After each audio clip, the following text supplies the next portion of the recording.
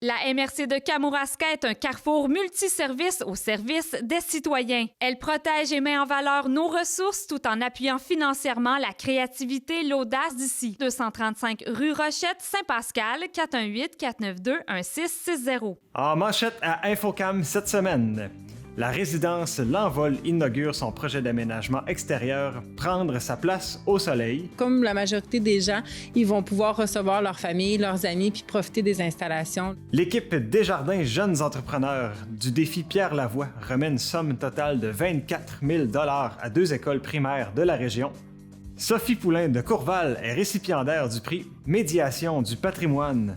C'est comme si j'étais avec eux autres quand ça se passait, là. Et la Fondation André Côté présente la 15e édition du Concert des familles. C'est une soirée haute en émotions, comme on le répète à chaque année. On n'a pas d'autres mots pour définir le Concert des familles.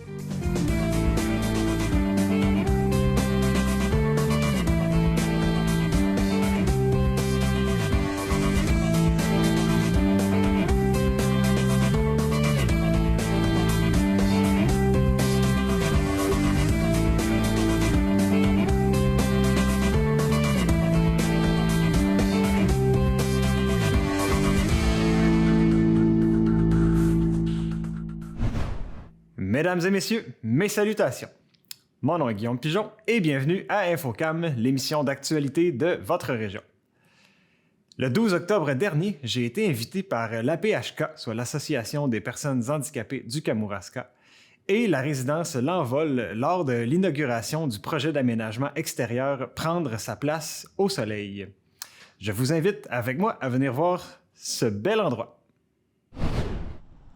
Ce qui est intéressant de savoir, c'est que la résidence L'Envol accueille 10 résidents qui habitent là, en permanence ici, là, 7 jours semaine. Donc, ils ont chacun soit un studio, un petit appartement. La résidence a été construite il y a une dizaine d'années. Et là, il était temps là, d'aménager l'extérieur, qui était un grand espace gazonné, mais en même temps qui était difficilement accessible, entre autres pour les fauteuils roulants, mais en général, il y avait quand même une difficulté là, d'accès. Et durant la COVID, il y a eu cette réflexion-là de comment on peut faire pour rendre ce lieu-là accessible. Et puis, les plans ont été faits, la recherche de financement, d'entrepreneurs, etc. Puis là, on en arrive aujourd'hui, qu'on a construit un gazebo, une terrasse avec des bacs de jardinage, un terrain de pétanque adapté, un terrain de basket, puis tous les espaces sont reliés par des trottoirs qui sont des hauts niveaux, 4 pieds de large, donc facilement accessibles pour les fauteuils, puis les personnes à mobilité réduite en général, là. Puis, donc, là, c'est ce qui a été complété au cours des 5 dernières semaines. On a comme donné un gros blitz de travaux qu'on vient de compléter. Et puis, c'est ça. Puis là, tout ça a été permis avec l'apport financier là, de plusieurs partenaires. Fait qu'on avait des partenaires majeurs qui étaient Desjardins, la Fondation TELUS, la MRC de Kamouraska qui était dans les partenaires majeurs. On avait les Lions, le Club des Lions de Saint-Pascal, mais aussi là, il y avait des sous qui provenaient là, de l'ensemble des clubs du Québec, des clubs Lions, Loisirs et Sports Bas-Saint-Laurent. Et puis après ça, il y a Mathieu Rivet aussi comme député avec le programme de soutien à l'action bénévole qui nous a permis là, de réaliser tous ces projets-là. Sandra, vous êtes coordonnatrice ici. J'aimerais ça que vous me dites, dans le quotidien, qu'est-ce que ça apporte maintenant que l'aménagement est complété? Bien, dans le fond, ce que ça va apporter, ça va compléter notre offre de services. Ici, c'est un milieu de vie. Donc, comme la majorité des gens, ils vont pouvoir recevoir leur famille, leurs amis, puis profiter des installations là, avec... ça va agrémenter leur vie sociale. C'est les résidents qui ont mentionné certains besoins. Comment ça s'est décidé? Oui, dans le fond, quand on a élaboré le projet, au départ, on leur a demandé ce qu'ils voulaient. Donc, ça traduit leur intérêt puis des activités qu'ils aiment faire ou qu'ils veulent développer là, des compétences. J'aimerais dire un gros merci de la part des résidents et des membres du conseil d'administration à tous nos généreux donateurs qui ont rendu possible cette belle réalisation. Mais ça fait longtemps, dans le fond, qu'on voulait aménager l'extérieur. Fait qu'enfin, c'est fait. Bien, c'est ça. C'est un gros merci à tout le monde. Puis, dans le fond, je suis sûre que nos résidents vont en profiter au maximum. Je suis sûr de ça aussi. Merci beaucoup. Le défi Pierre Lavoie est un événement d'envergure à la grandeur de la province. Le 11 octobre dernier, j'ai eu la chance de rencontrer 2 des membres de l'équipe Desjardins, jeunes entrepreneurs, qui ont remis une somme totale de 24 000 $ à 2 écoles primaires du Kamouraska, soit 12 000 $ à l'école Sacré-Cœur et 12 000 $ à l'école Notre-Dame à Mont-Carmel. Je les ai rencontrés lors de leur passage à la Pocatière. Messieurs, vous venez d'offrir un don de 12 000 $ à l'école Sacré-Cœur en lien avec le défi Pierre Lavoie. Pouvez-vous me parler brièvement de votre aventure? C'était quoi le défi et qu'est-ce que vous avez accompli? Bien, écoutez, le défi, premièrement, on faisait partie de l'équipe de Desjardins Entreprises Jeunes Entrepreneurs. Donc, le défi, c'est de parcourir 1000 km pour 5 cyclistes à partir de la ville de Labbé jusqu'à Montréal. Puis, il faut comprendre que toutes les séances de jour en fin de journée, c'est toujours 2 cyclistes sur la route. Et la séance de nuit, à partir de minuit et demi jusqu'à 3 heures du matin, normalement, c'est un seul cycliste qui est sur la route pour parcourir le total de 1000 km. Au niveau du défi, c'est sûr et certain que c'était la préparation, la mise en forme, puis après d'assister avec l'équipe, puis de parcourir ces 1000 km-là. Partager, pédaler avec des nouveaux coéquipiers à tous les jours ou à différentes heures dans la journée, puis apprendre à connaître des nouvelles personnes. Ça a été un beau moment aussi pour faire du réseautage, puis s'encourager à gagner ce défi-là en équipe, là, puis À se dépasser. Et à se dépasser. Ouais. Parlant de dépassement, la préparation de tout ça, quelqu'un qui voudrait s'impliquer, vous lui recommanderiez quoi? Bien, en fait, c'est sûr qu'en termes de préparation, Bruno a déjà participé au défi plusieurs fois. Donc, il était en mesure de bien me guider vers mon entraînement. Il m'a souvent fait des suivis pour me dire, bon, bien, ça l'avance-tu bien, ça va-tu bien? Ça a ajouté un petit peu de stress, mais ça l'a fait en sorte que, tu sais, j'ai pédalé plus de 1000 km avant de... Tu l'as pas regretté parce que tu es arrivé, Non, je t'étais l'ai pas prêt. regretté. Je suis arrivé, j'étais prêt. Puis, c'est plus le fun quand on réussit puis qu'on est prêt que... Mais c'est ça, c'est tout l'esprit d'équipe et tout ça, mais... Je me suis déplacé aussi même aux États-Unis pour m'entraîner. Des choses que j'aurais pas faites auparavant, mais ça m'a permis là, de prendre une semaine de vacances puis aller pédaler là-bas en avril. Quelque chose que je vais me rappeler toute ma vie aussi. Là. Ben, comme Vincent a dit, c'est important d'avoir du millage avant de participer à un défi comme ça. Puis de rouler aussi, pas juste quand il fait beau. Rouler dans les périodes au printemps, lorsqu'il fait froid, qu'il vente, pour se préparer à différentes conditions météorologiques, parce qu'il faut comprendre qu'au mois de juin, on a eu toutes sortes de températures. On a eu des plus 2, plus 4, plus 5 avec des vents. On roule la nuit, il fait froid. Donc, ça fait partie de la préparation. Puis quelqu'un qui arrive bien préparé, bien, le défi en soi, c'est plus un défi d'endurance, un défi de ne pas dormir beaucoup, puis de vivre en fraternité, en équipe, en proximité dans un VR. Donc, je dirais ça aussi, ça fait partie du défi. D'ailleurs, le premier conseil que Bruno m'avait dit, c'était « Assure-toi d'être prêt physiquement parce que c'est pas les jambes qui vont lâcher s'il y a quelque chose. Ça risque d'être plus le mental qu'autre chose. Donc, faut pas que ta préparation physique soit négligée avant le défi. » Votre motivation, c'était d'offrir à la communauté par la suite. Là, vous offrez 12 000 $ à l'école Sacré-Cœur. Qu'est-ce que vous voulez qu'est-ce qui va se passer avec cet argent-là? En quoi va être investi? On a appris tantôt, ça va être l'achat de ski de fond pour les étudiants ici pour qu'ils puissent bénéficier justement du parc. Cet hiver, il va y avoir une piste de ski de fond qui va être orchestrée avec la ville La Pocatière. Donc, on est très heureux de participer financièrement à cette bonification-là des équipements. Puis un petit peu plus tard, aujourd'hui, on va aller aussi remettre 12 000 $ à l'école Notre-Dame de Mont-Carmel. Ça serait quoi, vous, comme une anecdote, quelque chose qui fait comme « Hey, wow, ça valait vraiment la peine de vivre tout ça », tu sais? En fait, ben, pour ma part, je crois que c'est tout ce qu'on a vécu dans notre équipe à 5. Je m'attendais pas à ça du tout. Même les premières minutes ou les premières heures avant d'embarquer, on va dire, dans l'autobus, tu te dis, bon, là, je pars faire du vélo avec 5 personnes différentes que je connais plus ou moins, même pas du tout.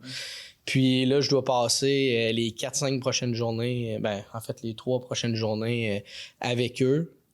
Puis, on doit relever ce défi-là ensemble. Puis, on n'a jamais pédalé ensemble avant, dans le passé. Mais ce qu'on a vécu, je crois, dans ces 3 ou 4 jours-là, c'est mémorable. Puis, c'est vraiment quelque chose à quoi je m'attendais pas, là.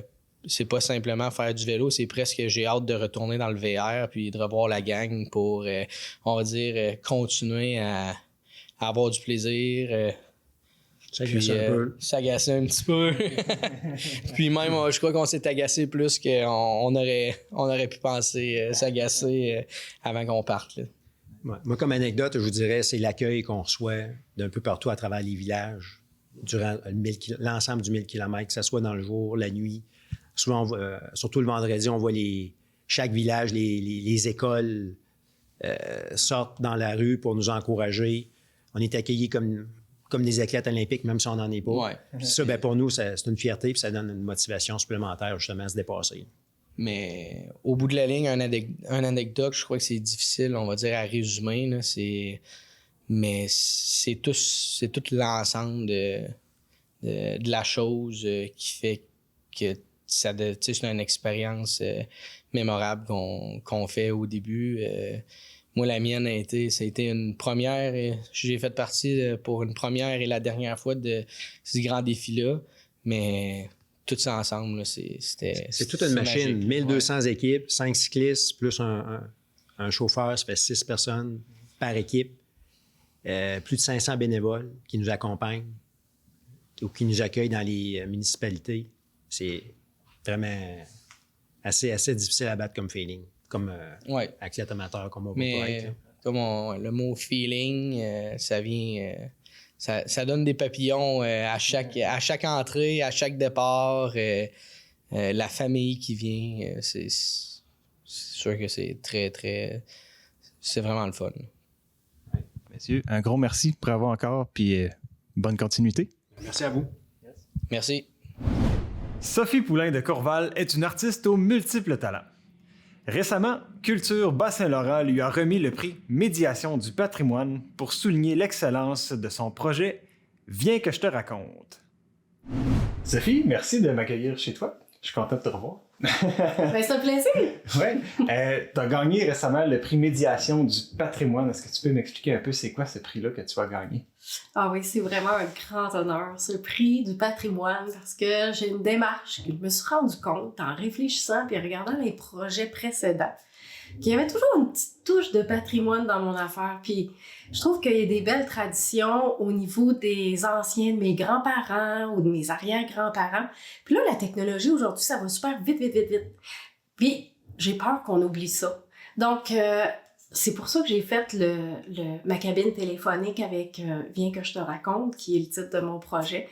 Puis je suis vraiment ancrée en plein les 2 pieds dans le patrimoine, dans ça. Puis c'est vraiment, je suis très, très honorée d'avoir eu ce prix. C'est quoi la symbolique derrière le choix d'avoir fait une cabine téléphonique? Alors, tout ça est né d'une idée, se disant, le 100e de Saint-Joseph s'en vient, puis il faudrait raconter les histoires de l'ancien temps. Donc, qu'est-ce qui est arrivé? Des faits historiques puis anecdotiques. Il y a tout le temps des affaires un petit peu spéciales qui sont arrivées dans chacun des villages, là. Alors, tout une affaire avec le diable ou je sais pas quoi. Donc, je me suis dit, c'est sûr qu'à Saint-Joseph, il y a quelque chose là-dessus. Alors, c'est comme ça que j'ai eu l'idée. Puis, en mettant ça dans une cabine téléphonique, dans le fond, c'est accessible à tout le monde. Puis, la cabine téléphonique, elle a une espèce de proximité où est-ce que les gens rentrent dans ça puis écoutent à l'acoustique, puis ils ont l'impression qu'ils parlent un à un. Donc, si on recule dans le temps, quand le téléphone avait été inventé puis qu'on était plusieurs sur la ligne, on pouvait raconter les affaires. Donc, on entendait ce qui se racontait de voisin en voisin. Donc, ou encore comme avec le jeu du téléphone, là, les histoires s'embellissent ou s'enrobent de toutes sortes d'affaires autour de ça. Donc, l'idée de la cabine, c'était un peu ça, c'est de pouvoir parler à une personne en même temps, qu'elle soit seule à entendre l'histoire. Les histoires, toi, je t'ai connue en tant que musicienne, mais pas en tant qu'historienne. Ces histoires-là, d'où est-ce qu'elles viennent? Donc, les histoires, c'est les gens de Saint-Joseph qui me les ont racontées. Alors, j'ai rassemblé les gardiens de la mémoire, ce que j'appellerais. Donc, je les ai laissés raconter tout ce qu'il y avait de leurs souvenirs. Donc, j'ai pris toutes les histoires qu'ils m'ont racontées. Je n'ai choisi 5, les plus pertinentes que je trouvais ou qui les plus variées. Alors, et j'ai demandé aux gens aussi de me les raconter. Là, c'est là que je les ai vraiment enregistrés et j'ai utilisé leur voix pour pouvoir raconter, les mettre dans la cabine téléphonique, dans le téléphone. J'ai utilisé leur voix pour mettre, en fait, dans l'enregistrement. Donc, c'est eux-mêmes qui racontent l'histoire. Puis, c'est un projet comme, quand je t'ai dit, moi, je t'ai connue en tant que musicienne. Ton apport musical ou ton bagage musical, je devrais dire, dans ce projet-là, comment est-ce qu'il s'est manifesté dans tout ça? Oui, c'est vrai que je suis pas mal plus musicienne qu'historienne, en fait. Alors, j'ai pris mon bagage de musicienne, puis je me suis dit, je vais traiter ça comme si c'était les instruments d'un orchestre ou une partition de musique. Donc, la voix est agrémentée de sons, de musique, et tout ça est imbriqué les uns entre les autres pour que l'auditeur soit captif, comme si c'était une chanson qu'il écoutait, puis qui se rende jusqu'à la fin, puis que on puisse être toujours sur le qui-vive et savoir qu'est-ce qui se passe avec tout ça. Donc, je l'ai vraiment traité comme musicienne, tout ça comme une partition musicale pour faire un tout pour chacune des histoires. OK. Puis en plus, j'ai cru comprendre que tu es devenue spécialiste en menuiserie, ça se peut-tu? Spécialiste en menuiserie, je dirais, mon cher Guillaume, que c'est un bien grand mot. Alors oui, je bricole un peu. J'ai conçu le téléphone moi-même, là, le téléphone de bois, je l'ai conçu de A à Z. Par contre, quand c'est venu le temps de la cabine, la cabine est assemblée en tonneaux et mortaise. Alors, je n'avais ni les outils ni l'expérience pour faire ça. Donc là, oui, j'ai fait appel à des gens pour pouvoir m'aider. Puis si j'avais été toute seule aussi à construire toute la cabine, c'est vraiment beaucoup d'heures.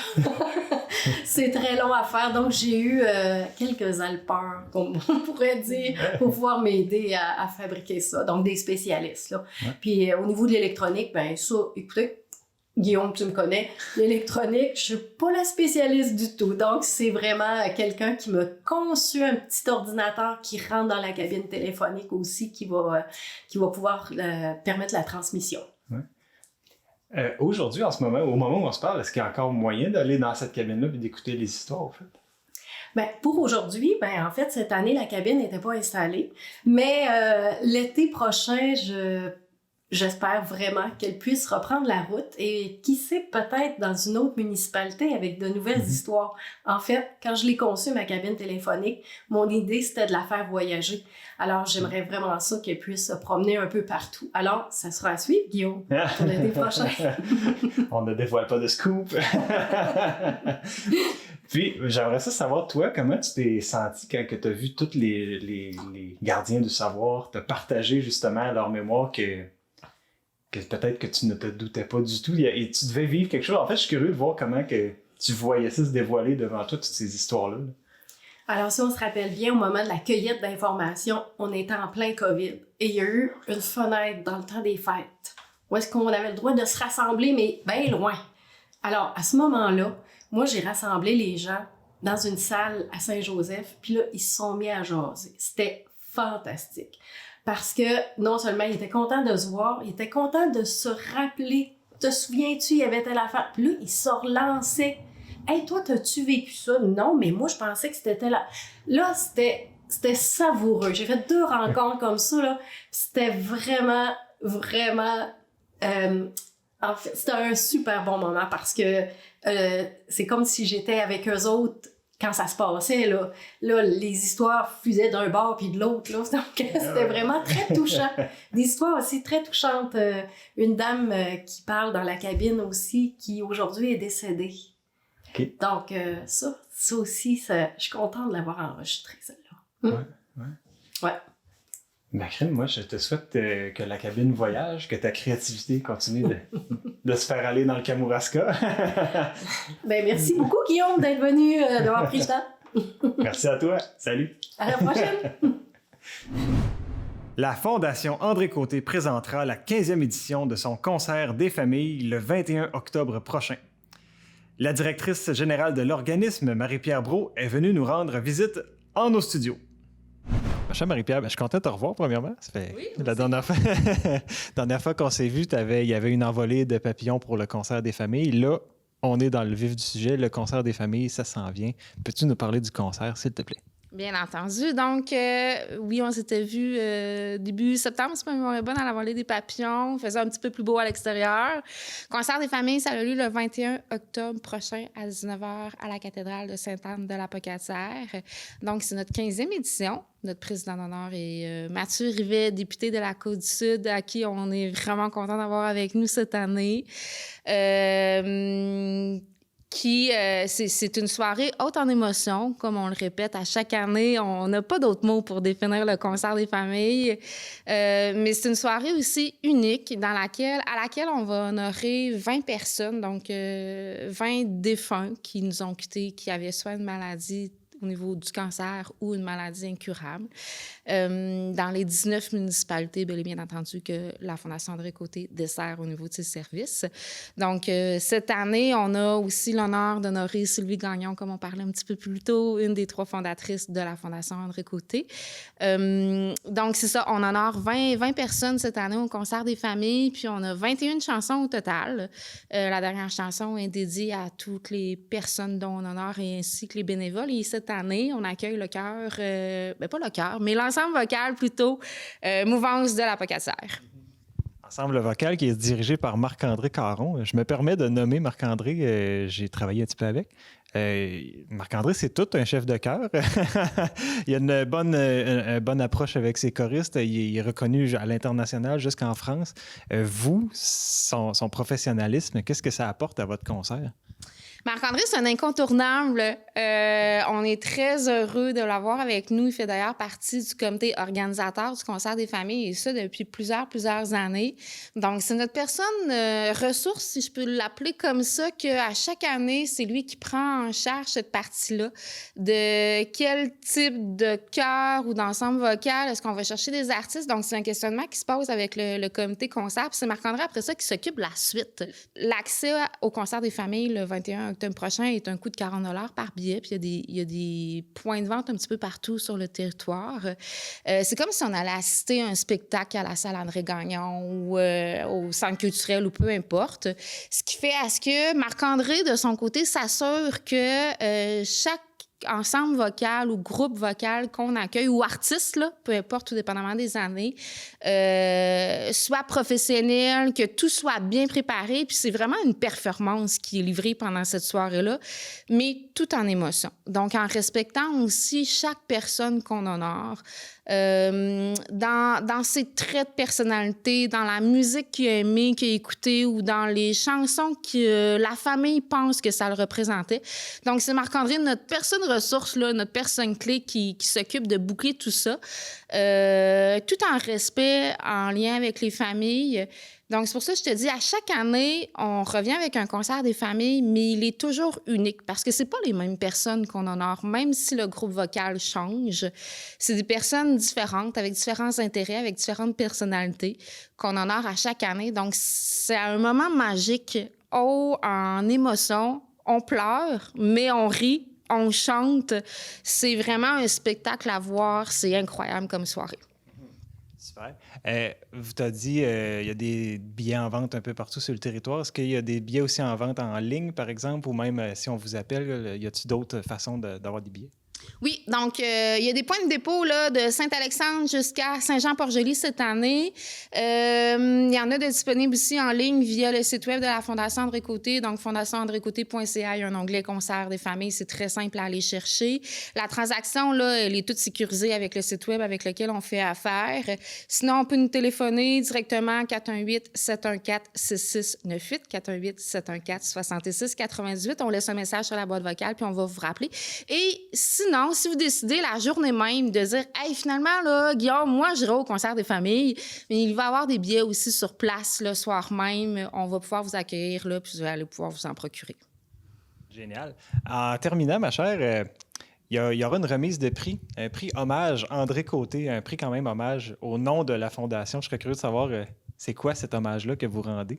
C'est un prix qu'on offre à un bénévole qui s'est impliqué au courant de la dernière année par différents moyens qui fait à ce que soit les services ou la Fondation aient été reconnus sur l'ensemble du territoire, qui fait à ce que contribuer par la mission soit au courant dans la dernière année ou dans les dernières années, puis qu'avec le conseil d'administration ou le comité concert, on a dit oui, cette personne-là, cette année, là, vraiment, on lui offre parce que le prix vient avec un cadre, avec des papillons là, qui est signé par Hélène Desjardins, une artiste peintre d'ici. Donc, cette année, on va l'offrir au concert des familles. Bien entendu, c'est une surprise. Donc, si vous voulez le savoir, il faut venir le voir au concert des familles. Puis, depuis 3 ans aussi, ça va être la 3e année, on offre un prix d'implication hommage spécial à un bénévole. Donc, cette année, encore là, c'est une surprise. Si on veut le savoir, il faut se déplacer sur place au concert des familles. Le prix hommage André Côté est vraiment relié à la mission, aux valeurs de notre organisme. Puis le prix mention d'implication spéciale bénévole, c'est vraiment quelqu'un qui a fait un pop-up, je peux dire, durant l'année, qui a fait hey, s'il n'avait pas été là, vraiment, je ne sais pas comment on serait arrivé, qui nous a donné plein de petits coups de main ici puis là. Donc, c'est pour ça que cette personne-là a été choisie. Puis c'est ça aussi, la mention d'implication spéciale qu'on honore au concert des familles. Merci beaucoup, ma chère. Merci à toi, Guillaume. Donc, c'est ce qui dresse le portrait de l'actualité pour cette semaine au Kamouraska. Si vous avez envie de m'écrire, si vous souhaitez me partager vos commentaires, si vous aimeriez que j'aille à votre rencontre pour diffuser une actualité, n'hésitez surtout pas à m'écrire à l'adresse presse@tvck.org. Sur ce, je vous remercie et je vous souhaite une belle semaine. Au revoir.